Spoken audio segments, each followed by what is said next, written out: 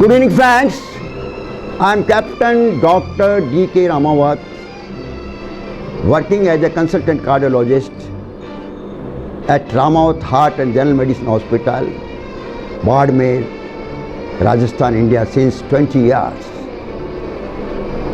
You might have attended so many CME and you might have listened so many heart failure,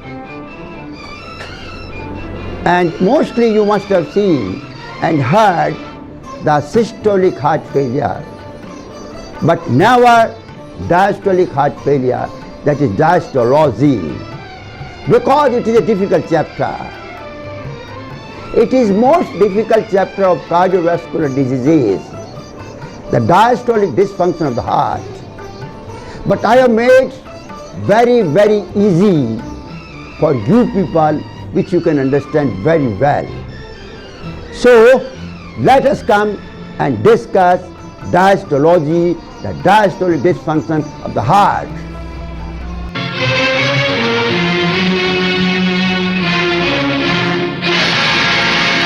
So we are taking diastolic dysfunction, the diastology.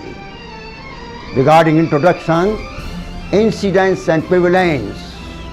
Incidence in India 0.49 to 1.8 million per year.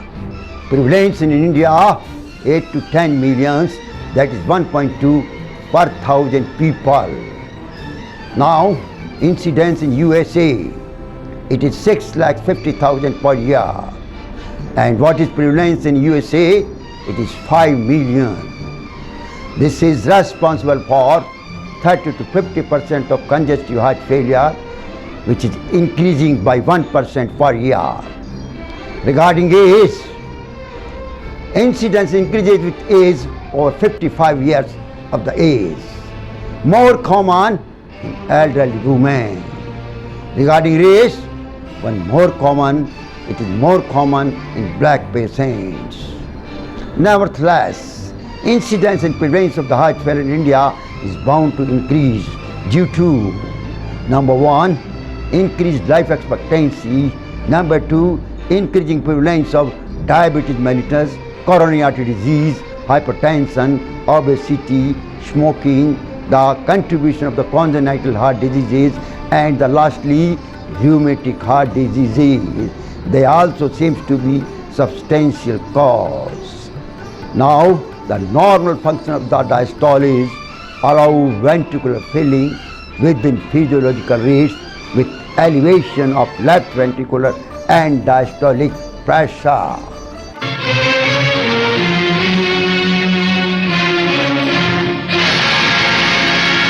Now, what do you mean by diastolic dysfunction? Diastolic dysfunction implies, number one, elevation of left ventricular and diastolic pressure. Secondly, with normal LV and diastolic volume that remains 120 ml per meter square. And thirdly, the normal ejection fraction, that is 50 to 70%. Here, LV, left ventricular, is hypertrophy and it is rigid and it is non-compliant.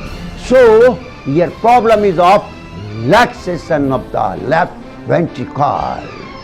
What is systolic dysfunction? It implies elevation of the left ventricular and diastolic pressure and with raised left ventricular and diastolic volume and decreased ejection fraction. Here, due to chronic pressure overload or chronic volume overload, problem is of contraction of the left ventricle.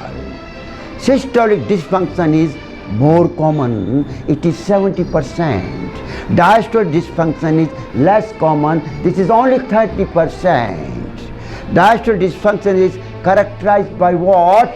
Number one, impaired left ventricular relaxation, abnormal left ventricular filling and elevated filling pressure, and diastolic heart failure, which includes signs and symptoms of heart failure and normal left ventricle ejection fraction. Here, failure with preserved ejection fraction means EF is more than 50% is diastolic heart failure, excluding severe valvular lesions. Here we have to exclude diastolic heart failure. If you see severe valvular diseases, then you cannot judge whether it is diastolic heart failure or no. And secondly, if you see previous low ejection fraction, you cannot judge whether it is diastolic heart failure. Third, if you see there is constrictive pericarditis, you cannot judge whether it is diastolic heart failure. Now, we try to compile the international as well as national data on preserved ejection fraction in this review. Symptoms of heart failure are very non-specific and may be seen in various non-cardiac conditions also. Remember, it is very important. These are also seen in non-cardiac conditions. For example, diabetes, CKD, anemia, iron deficiency, and COPD, and obesity. Moreover, interpreting the signs may be difficult in obese individuals and in those with chronic obstructive pulmonary diseases. Therefore, in order to differentiate heart failure from other conditions, ECG and natriuretic peptide levels are required.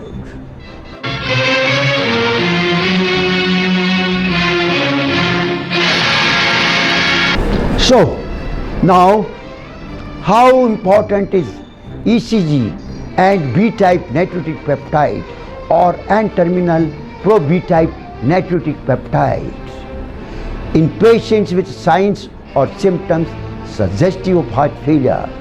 Baseline ECG may show atrial fibrillation, left ventricular hypertrophy, repolarization abnormalities. Natriuretic peptide levels are usually elevated with a negative predictive value of 0.94 to 0.98, which don't have disease. The absence of both ECG changes and elevated natriuretic peptide levels makes the diagnosis of heart failure unlikely. If you see that absence of ECG changes and elevated natriuretic peptide levels, which makes the diagnosis of heart failure unlikely. One of the initial evaluation is consistent with heart failure is seen, then look for structural and functional abnormalities of the heart by echocardiography. Early diastolic dysfunction means grade 1 diastolic dysfunction characterized by A more than E. Here A is late mitral inflow velocity, E is early mitral inflow velocity. So here late inflow velocity is more than E on mitral inflow is not of much value as a single parameter. Hence other parameters are required for an accurate diagnosis, which are shown in underneath table. I will discuss this table afterwards in 2 more slides, but here you have to make a initial map in your mind so that you can understand very well afterwards. So the echocardiographic parameters to demonstrate diastolic dysfunction, there should be structural heart changes. For example, left ventricular mass index should be more than 115 gram per meter square in male and more than 95 gram per meter square in female, while normally in male it is 70 gram and in female it is 61 gram. And secondly, there should be left atrial volume index more than 34 ml per meter square, while it is normal 20 ml per meter square. Then there should be functional dysfunction of the left ventricle also. So what are those? That is number 1, E should be more than this E. This E is inflow velocity of the echo Doppler. and this is inflow velocity of tissue Doppler. This is annular tissue Doppler velocity. So if you divide Doppler inflow velocity by tissue Doppler annular velocity, it should be more than 13, while normally it is less than 8. Then mean E septal and lateral, mean E septal and lateral should be less than 9. And while normally this E is normally less than 8, whether it is septal or whether it is lateral. Then tricuspid regurgitation velocity should be more than 2.8 meter per second, and normally it is 0.3 to 0.7 meter per second. And lastly, mitral inflow velocities, early and late E to A ratio should be more than 2, but normally it is 0.8 to 1. So these parameters has to be seen with the diastology. Then only you can say that is diastolic dysfunction, otherwise no. So are these echocardiographic parameters strong enough for diastolic dysfunction? I say no. We will discuss these parameters of table in further slides. Although E to E ratio is mitral inflow velocity in echo, and this is tissue Doppler annular velocity, is modestly specific and sensitive. One study by Dini has quoted the sensitivity of 59% and specificity of 95%. This is one of the most accurate predictors of increased left ventricular and diastolic pressure. However, values in day-to-day practice, ratio of E to E range between 8 and 13 in suspected patients. Hence, other parameters are required for an accurate diagnosis.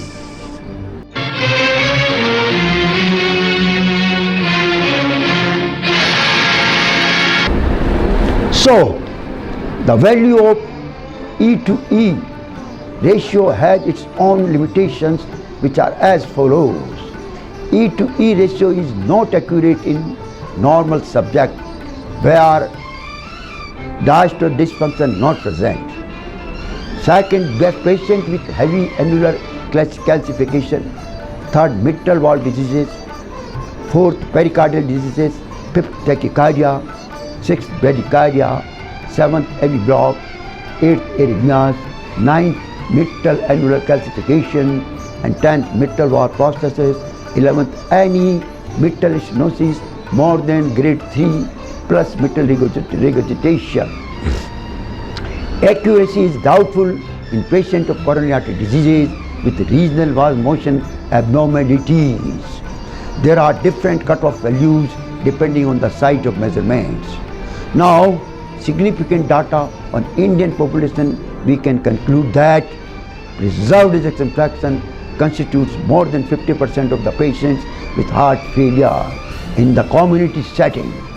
However, when it comes to hospital admissions, most of the patients have accompanying systolic dysfunction. Lack of patient education and underreporting of symptoms may account for this disparity. Second, as compared to the Western population, Indian patients with preserved ejection fraction are relatively younger, attributed to higher prevalence and younger age of onset of comorbidities like diabetes mellitus in Indians. Then similar to the Western population, preserved ejection fraction is more commonly seen in females, and hypertension is the most prevalent risk factor associated with it. The overall mortality associated with heart failure is higher in India as compared to the West. Apart from usual risk factors associated with higher mortality are older age and low ejection fraction. Very few patients receive guideline-based treatment is an important contributing factor. Then the fifth, myocardial infarction is more common in reduced ejection fraction than those with preserved ejection fraction who have a history of hypertension and aortic regurgitation. Hypertension and aortic regurgitation. Now, preserved ejection fraction are older. Preserved ejection fraction are older and more often females. Patients with preserved ejection fraction are older and more often females. In preserved ejection fraction, average age is 74.4 years and more than 50% are females, and most of them are having hypertension, coronary artery disease, atrial fibrillation and diabetes. Obesity-related non-communicable diseases are on a rise in South Asia, particularly India. The prevalence of obesity has also been increased from 10 to 15% in 2003 to more than 40% in 2007 in urban India. The prevalence of childhood obesity is also increasing. Type 2 diabetes and dyslipidemia seem to occur at a lower level of BMI in South Asians as compared to white Caucasians. These differences may be attributed to malnutrition, sedentary lifestyle, perinatal adverse events, genetic differences, lower disease awareness, and health-seeking behavior, and atypical presentation in these patients.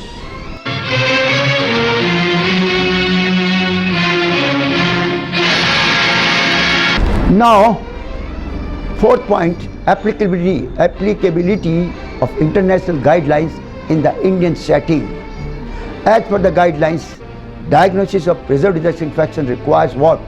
The presence of signs and symptoms consistent with heart failure, second, ECG changes, third, elevated BNP or anti-pro-BNP levels, and echocardiographic evidence of diastolic dysfunction in the presence of normal systolic function.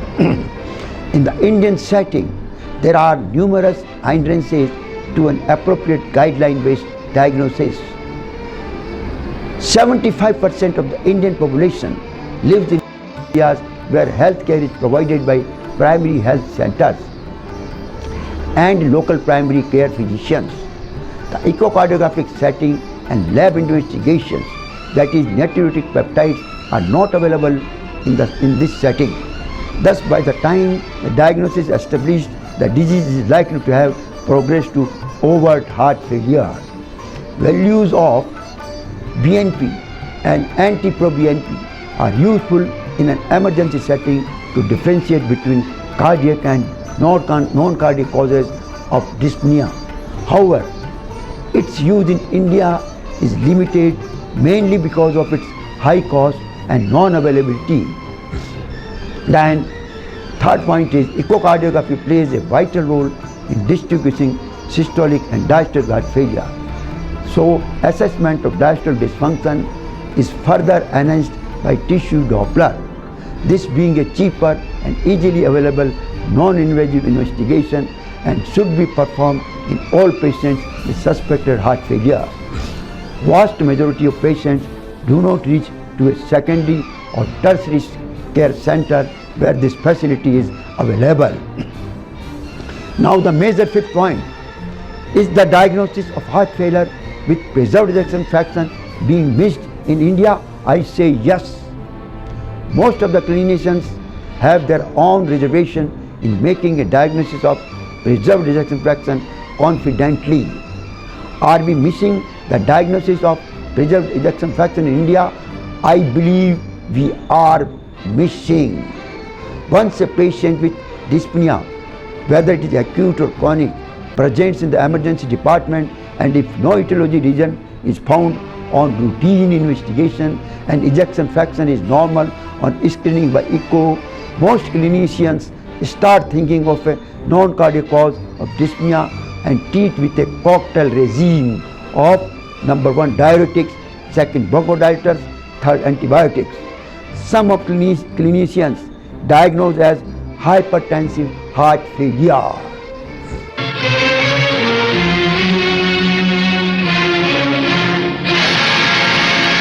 So, the use of LV mass and left atrial volume index and E to E tissue Doppler data as markers of diastolic dysfunction is low, and hence we are missing the diagnosis in many patients.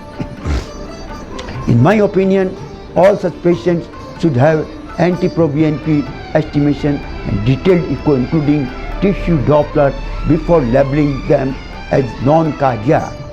Readmissions for heart failure accounts for more than 50% of the economic burden of heart failure. The importance of guideline-directed medical treatment and the role of specially trained nurses and paramedics have shown to reduce readmissions in heart failure. Then role of same-day access clinic for outpatient diuresis and observational units may help bring down the admissions. Many studies are underway to demonstrate the role of these in management of heart failure in future. All efforts will be futile till the clinicians accept four things. Number one, the existence of a condition called preserved ejection fraction prevails.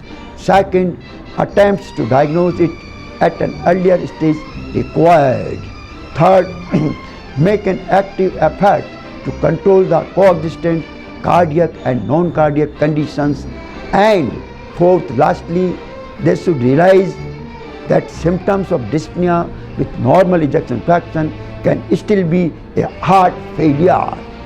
Now we will go to for diagnosis of the diastology. What are the modalities? The modalities used to evaluate diastolic dysfunction are: number one, echo Doppler study; second, radionuclide studies; third, hemodynamic studies; fourth, tissue Doppler studies.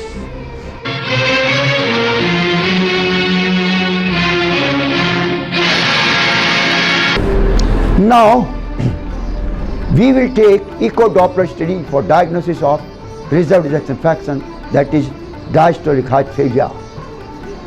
Now we have come to physiological department.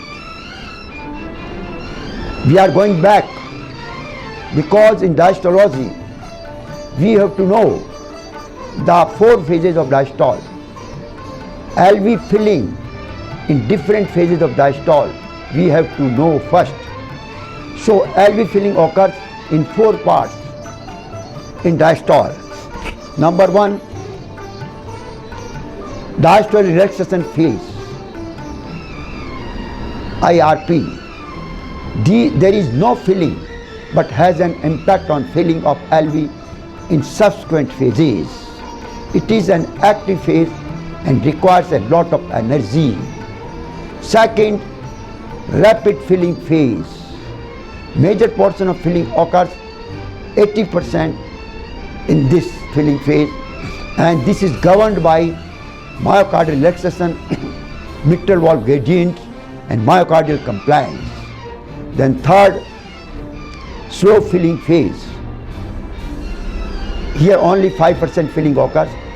This is dependent on compliance and stiffness of ventricle. Very little filling occurs in this phase. Then comes the atrial systole.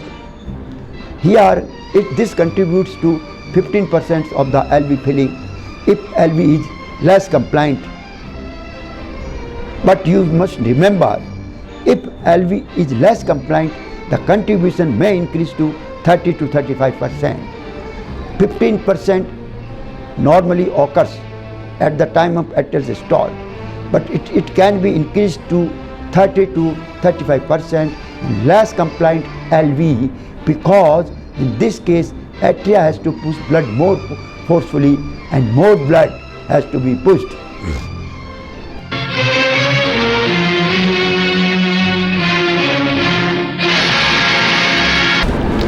Now, diagnosis of diastolic heart failure by echocardiographic parameters. Echo Doppler diastolic function evaluation by American Society of Cardiology Guidelines 2009 and European Society of Cardiology Guidelines 2016. For this, two parameters are required. Number 1, mitral inflow velocity curve. This is obtained by placing the sample volume of pulse Doppler in an apical 4-chamber tube between the tips of mitral leaflets. Second, we require pulmonary venous flow pattern. Either pulmonary venous flow pattern, or you can also use mitral annulus tissue Doppler imaging. This is obtained by transesophageal echo, but can also be obtained by transthoracic echo also. Normal mitral value inflow Doppler analysis, that is EA ratio, is more than 0.8 to 1. You can see here E is taller and A is smaller. So normal values of mitral flow velocity curve is E velocity, known as early diastolic inflow velocity. This is 0.85 meter per second. A velocity, this A late diastolic inflow velocity, this is 0.56 meter per second. Then deceleration time, this is E, this is A, this is deceleration time. So deceleration time normally is 160 to 240 millisecond, and isovolumic relaxation time, this is from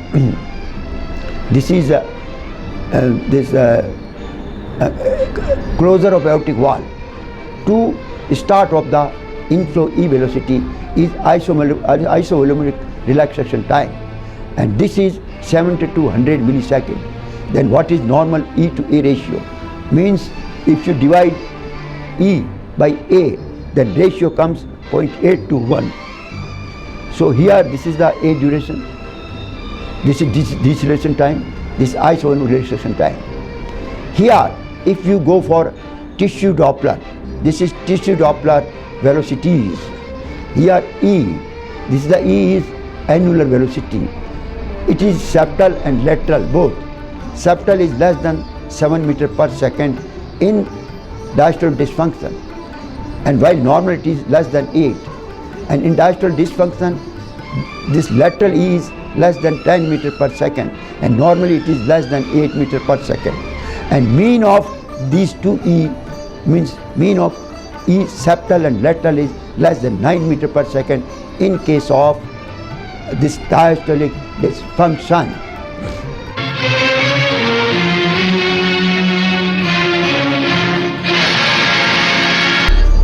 Now we have to divide diastolic dysfunction in grade 4 in 4 types of the grade. First is abnormal relaxation pattern, grade 1 diastolic dysfunction.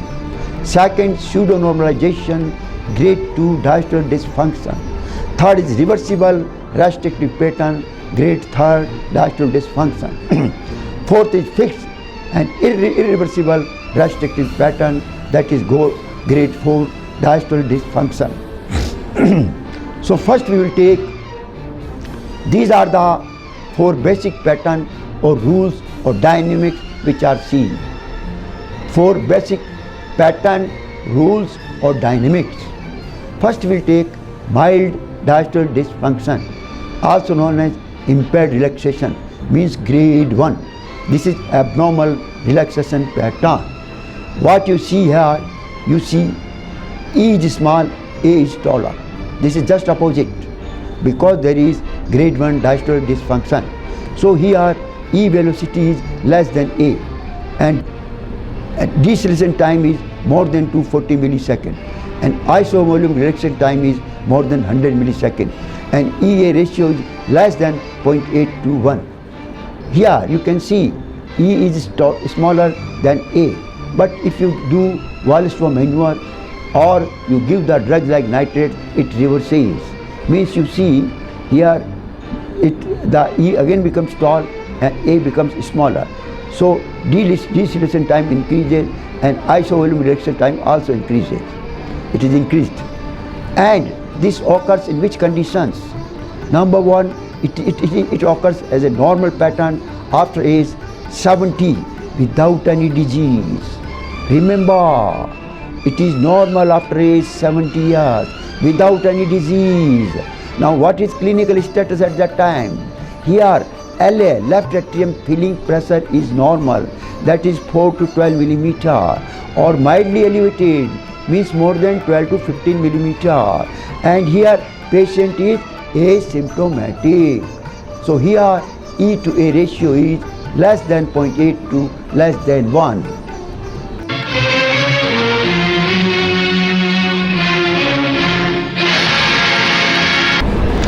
Now we are coming to moderate, means grade 2, dynamic 2, pattern 2, diastolic dysfunction, also known as pseudo-normal filling dynamics.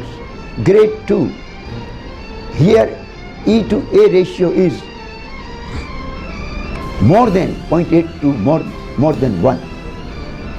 You can see again E is taller, A is small. It is seen like this. But it is false. This is pseudo-normal. You can see this is tall E and small a. This is pseudo-normal.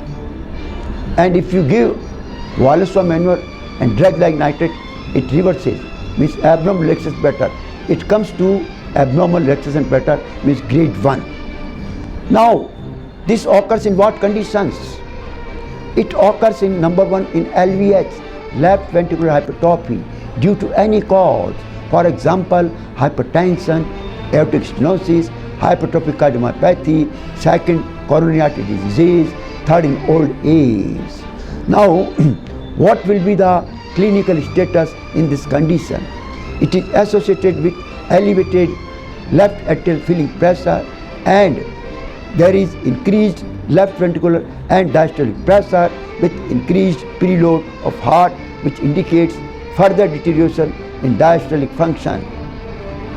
Asymptomatic, here patient is asymptomatic at rest, and there occurs exertional dyspnea and fatigue, and there occurs pathological 4 sound which is present and which is generated by sudden deceleration of the jet of blood as it enters the left ventricle with decreased compliance, and also jet of blood strikes the ventricle muscles during atrial systole, producing S4 sound.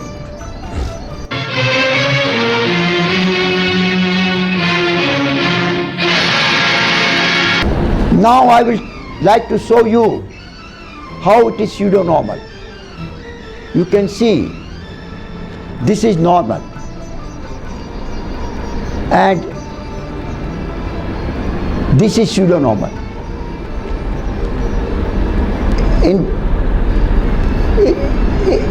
In second grade also it looks like this.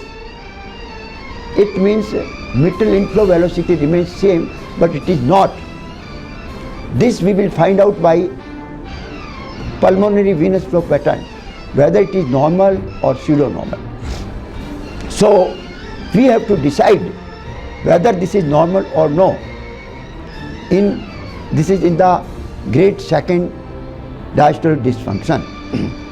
So to prove whether it is pseudo-normal, we have to use normal pulmonary venous flow pattern. It has got 3 components. Number 1, systolic forward flow as well. This is we are taking pulmonary venous flow. This is systolic forward flow. It may sometimes occur as S1 and S2 also. This is due to left atrial relaxation and descent of metal annulus towards the apex. Second, diastolic forward flow, D wave. This reflects diastolic LV filling and is dependent on LV relaxation, LV compliance and LA pressure. Then third, atrial reversal curve. This is your atrial reversal curve. This is secondary to atrial contraction. When atria contracts, atrial reversal curve occurs. So the peak velocity and atrial reversal duration may be increased in reduced LV compliance. Remember, the peak velocity of atrial reversal may increase in reduced LV compliance. You see, it has been increased so much. Pulmonary vein velocity resulting from atrial contraction, the large atrial reversion. This is pulmonary venous flow. So, what happens? As the diastolic dysfunction progresses from abnormal relaxation pattern to restrictive pattern, a phase comes when mitral inflow velocity curve becomes normal, and by mere inspection of the pattern, one may not be able to discriminate it from the normal pattern, and the diagnosis of diastolic dysfunction may be missed. This problem can be easily solved by looking at the pulmonary venous flow pattern, which shows a large atrial reversal wave resulting from atrial contraction.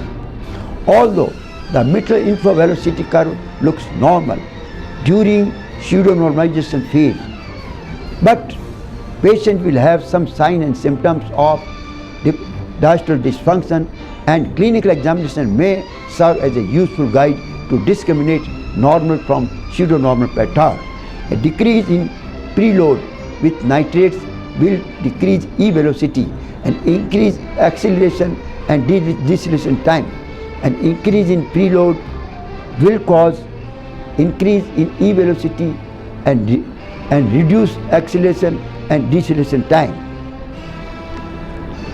The pseudonormalization pattern indicates further deterioration in diastolic dysfunction.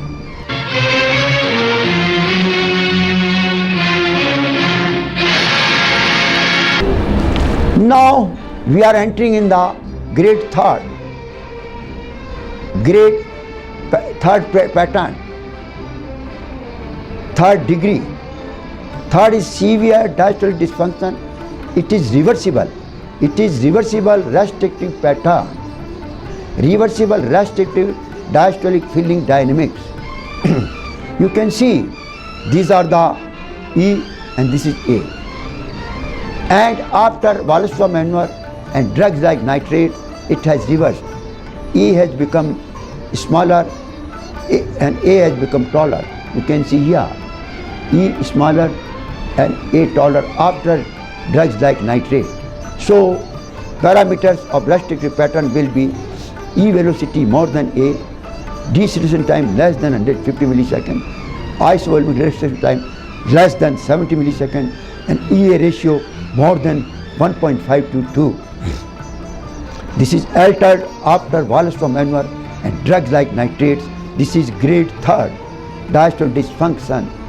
So here E more than A and ratio will be more than 1.5 to 2. And this occurs in what conditions we will see in the next slide.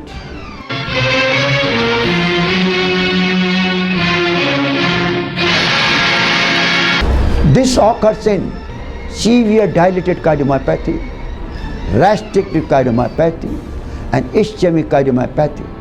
Now in restrictive cardiomyopathy, you will see advanced phase of infiltrative cardiomyopathy like amyloidosis and sarcoidosis, and storage diseases like hemochromatosis, and Fabry's diseases and glycogen storage diseases, and endomyocardial fibrosis and Loeffler syndrome, and radiation and drugs like ergotamine and serotonin.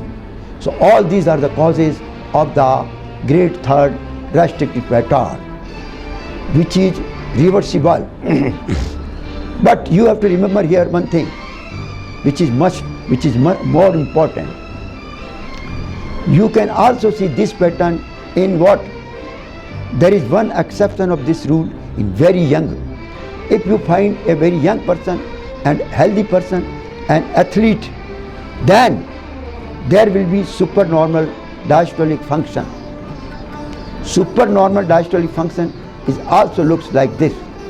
Here a very high E wave seen, very high E wave seen due to suction of blood in LV filling period, because in healthy person LV contracts very fast, very quickly, very fast, so it will suck blood from atria, so there will be large E. So in very young healthy and open athlete person where there is supernormal diastolic function and a very high E wave seen due to suction of blood in LV filling period, and it looks like restrictive diastolic filling dynamics. So don't confuse it with restrictive pattern.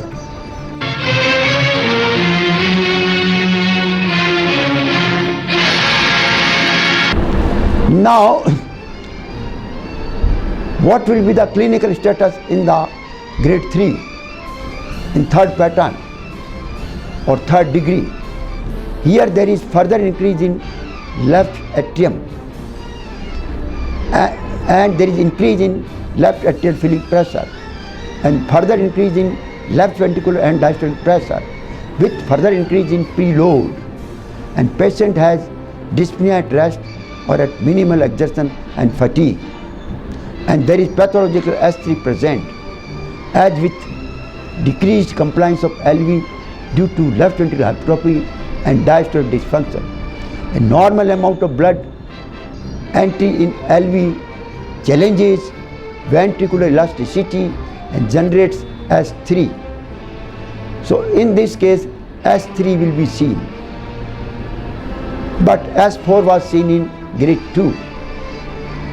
Now here prognosis is poor. So these are the three things. Dilated cardiomyopathy causes this grade 3.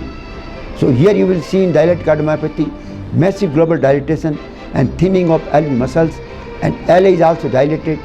There is extensive interstitial fibrosis, necrosis, and atrophy of myocardial cells, especially left ventricular subendocardial. And this is your restrictive cardiomyopathy. Both ventricles are thickened with dilatation, atria dilate and glittering of musculature due to amyloidosis, and thickened mitral valve and tricuspid valve seen. Then in LVH there is hypertrophic cardiomyopathy, and here you will see three signs and signs. First is asymmetrical septal hypertrophy is seen. Second, MSC, mid-systolic closure of the aortic valve seen. Means here aortic valve is closed at the mid-systole. Then SHAM, systolic anti-motion of mitral leaflet seen. So mid-systolic closure of the aortic valve and systolic anti-motion of the mitral leaflet both will restrict the blood flow in the aorta from LA to aorta. So these are the signs of hypertrophic cardiomyopathy. These are signs of dilated cardiomyopathy. These are the signs of the restrictive cardiomyopathy.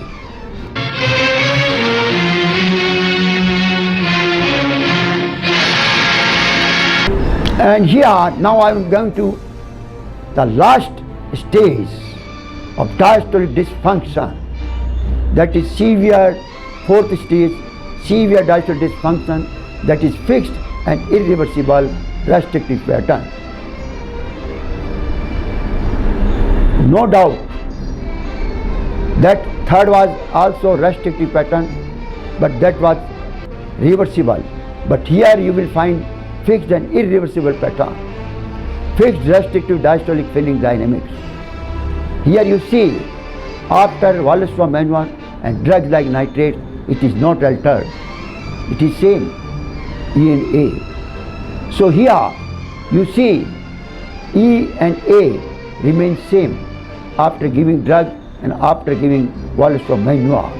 So here E velocity is more than A, deceleration time is less than 150 milliseconds, and isovolumic relaxation time is less than 70 milliseconds, and EA ratio remains more than 1.5 to 2, and this is unaltered after Waldenström maneuver and drugs like nitrate, grade 4. So here in grade 4 E will be more than A, the ratio is more than 1.5 to 2, and clinical status will be what? It is indicating the end stage of the heart failure. This is grade 3rd and grade 4th combination of the diastolic dysfunction, indicating significantly worse prognosis. Patient will have left atrial hypertrophy and decreased LV ejection fraction, indicating combination of systolic and diastolic dysfunction. And here you must know one thing: 4 variables for diagnosing diastolic dysfunction. Annular E velocity in tissue Doppler will be less than 7 meter per second septal, and lateral will be less than 10 meter per second, and mean E septal lateral will be less than 9 meter per second, and average E to E ratio will be more than 30 to 14. This I will show you afterwards in next slide. And left atrial maximum volume index will be more than 34 ml, and peak tricuspid regurgitation velocity will be more than 2.4 meter per second.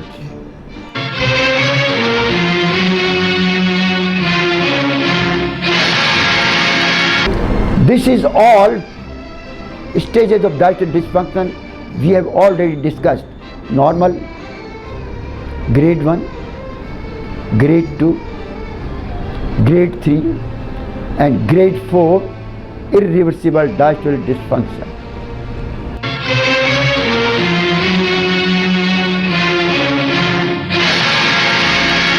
So here you can see algorithm for diagnosing diastolic dysfunction with Doppler echocardiography. This we have already discussed. It is just a figure shown which you can take in your mobile and read at your home.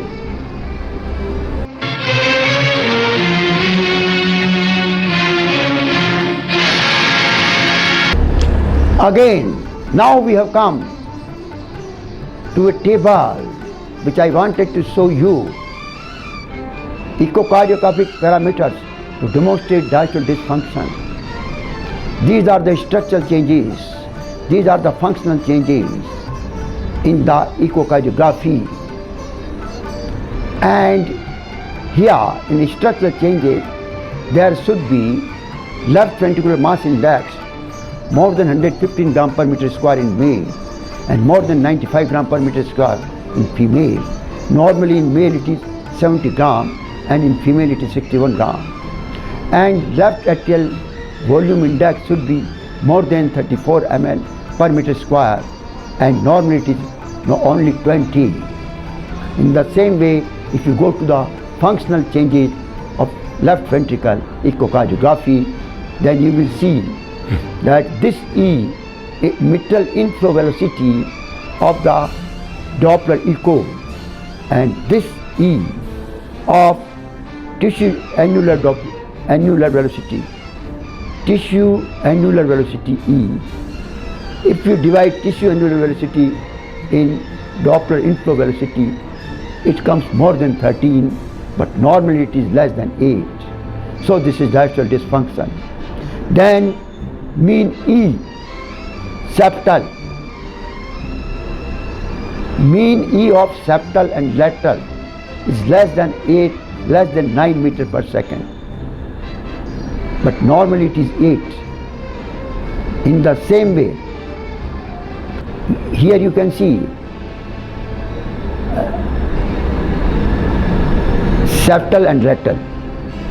And third, tricuspid regurgitation velocity is more than 2.8 meter per second and normally this is 0.3 to 0.7 meter per second. And mitral inflow velocity E to A, this is inflow and this is early inflow, this is late inflow, more than 2 you will see, but normally it is more than 0.8 to 1 only.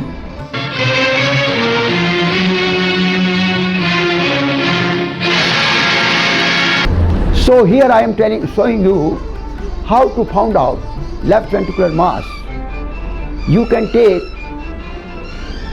the area of the left ventricle at the level of the mid-papillary muscle in parasternal short axis view, and you can take the length of the LV at end diastole in apical 4-chamber view, and also you can take the cylinder hemi-ellipsoid, means left ventricular mass is taken out by the area length method using a cylinder hemi-ellipsoid of the left ventricle. Same way, you can find out left atrial volume utilizing the unipolar Simpson's method at the end of the systole. In apical fourth chamber view, at the end of the systole, you can find out left atrial volume index. Then, using pulse wave Doppler, you can see tricuspid regurgitation during systole. During systole, you can see regurgitation of the blood from right ventricle to right atrium.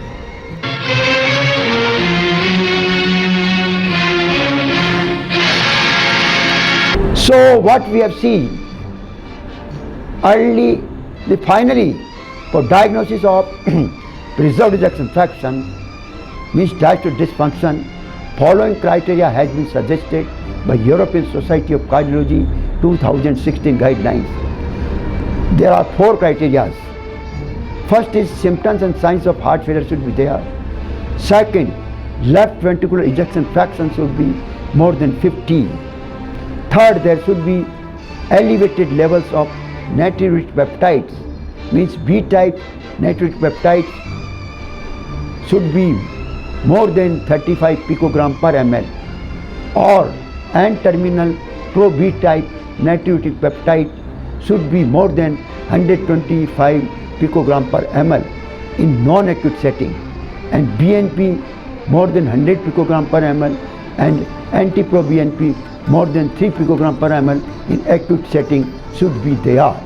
Means if you want positive diastolic dysfunction, then in non-acute setting BNP should be more than 35 picogram and anti-BNP should be more than 125 picogram, and in acute setting BNP should be more than 100 picogram and anti-BNP should be more than 300 picogram.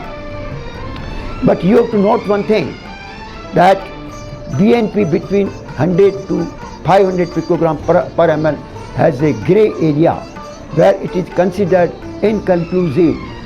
Some schools says like this, and in general level above 500 picogram per ml considered heart failure. It is by different schools. So 3 points you have noted, and the 4th point is echocardiographically there should be abnormal atrial and ventricular structure. There should be abnormal atrial and ventricular structure and abnormal functions causing diastolic dysfunction, which we have already discussed in previous slides.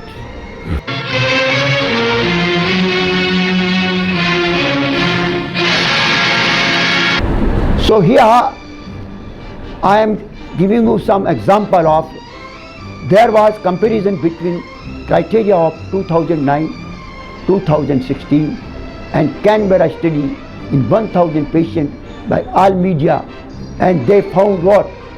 30% diastolic dysfunction with 2009 recommendations and only 1% diastolic dysfunction with 2016 recommendations.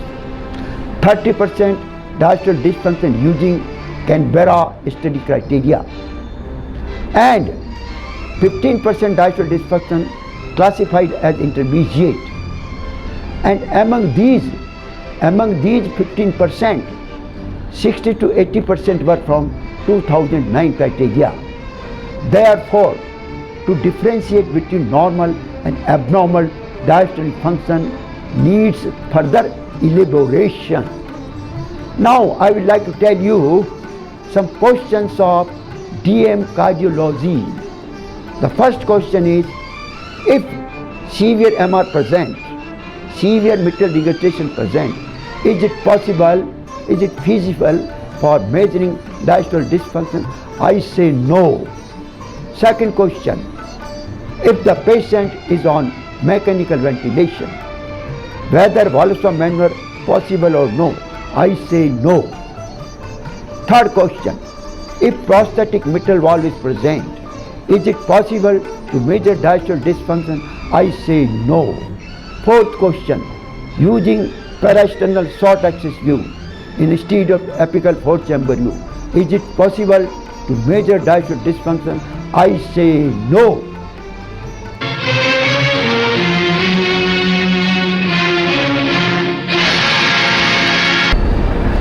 Now, what is the utility of diastolic dysfunction, diastolic function? What is the utility of diastolic function? Why we are measuring it? Why we are measuring it? Number one, it is useful in congestive cardiac failure to find out whether it is systolic or diastolic, to find out earliest index of cardiac involvement, whether it is cardiac or non-cardiac, to find out prognosis and longevity of your life, to find out cardiac transplantation program, to find out athlete's heart, to find out differential diagnosis between constrictive pericarditis and restrictive cardiomyopathy. So number one point in congestive cardiac failure, whether it is systolic or diastolic, the clinical features are same, whether it is systolic heart failure or diastolic heart failure, but the management strategies are different. It is therefore mandatory to discriminate congestive cardiac failure into systole and diastole before initiating treatment. Then second, to find out cardiac involvement. Diastolic dysfunction is earliest evidence of cardiac involvement in several diseases like CAD and hypertension. Then third, to find out longevity and prognosis of the life. By ejection fraction, you can find out longevity of the life and prognosis also. By deceleration time of echocardiography, mitral inflow velocity, if you see deceleration time is less than 120 milliseconds in any patient with CAD or dilated cardiomyopathy, then 50% will die irrespective of their ejection fraction. Fourth point, to find out utility in cardiac transplantation program. If restrictive pattern is reversible, then transplantation is cancelled as it improves by drugs. If restrictive pattern is fixed, individual is taken for cardiac transplantation. To find out athlete's heart. Athletes have left ventricular hypertrophy. We have to confirm whether it is physiological or pathological. If diastolic dysfunction present, it is pathological heart. But if diastolic dysfunction is not present, then this is physiological heart.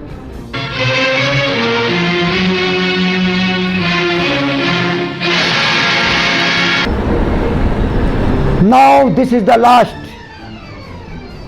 In the last but not least, differentiation between constrictive pericarditis and restrictive cardiomyopathy. Both conditions closely mimic each other, and clinical and hemodynamic differentiation may be difficult. Echo Doppler quickly differentiates. Patients with constrictive pericarditis show respiratory variations. Patients with restrictive cardiomyopathy do not show respiratory variations. You have to note one thing. Constrictive pericarditis is easily amenable to surgery with excellent results. Patients with constrictive pericarditis during inspiration exhibit decrease in mitral inflow E velocity and an increase in tricuspid inflow E velocity. Likewise, during inspiration, the isomeric relaxation time is increased in mitral inflow velocity curve and decrease in tricuspid inflow velocity curve. The patient with restrictive cardiomyopathy do not show respiratory changes. In the last but not the least, all efforts will be futile till the clinician accepts what? 4 points. First, the existence of a condition called reserved ejection fraction prevails. Attempt to diagnose it at an earlier stage is required. Make an active effort to control the coexistent cardiac and non-cardiac conditions also. And clinicians should realize that symptoms of dyspnea with normal ejection fraction can still be a heart failure. Thus, evaluation of diastolic dysfunction is of immense importance in the evolution of several cardiac diseases and enables the practicing physicians or cardiologists to sharpen their therapeutic armamentarium.